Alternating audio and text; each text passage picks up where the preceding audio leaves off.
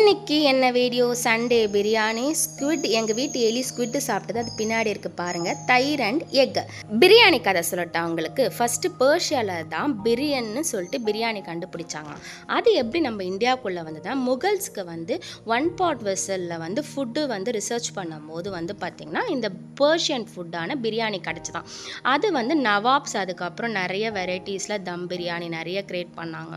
அது அப்படியே தமிழ்நாட்டில் வரும்போது என்ன பண்ணாங்க, அவங்களோட இன்க்ரீடியன்ஸ் வச்சு தமிழ்நாட்டில் ட்ரை பண்ணி இப்போ வந்து பிரியாணின்றது ஒரு ஸ்ட்ரீட் ஃபுட்லேருந்து 5 ஸ்டார் ஃபுட் லெவலுக்கு வரைக்கும் போயிருக்கு.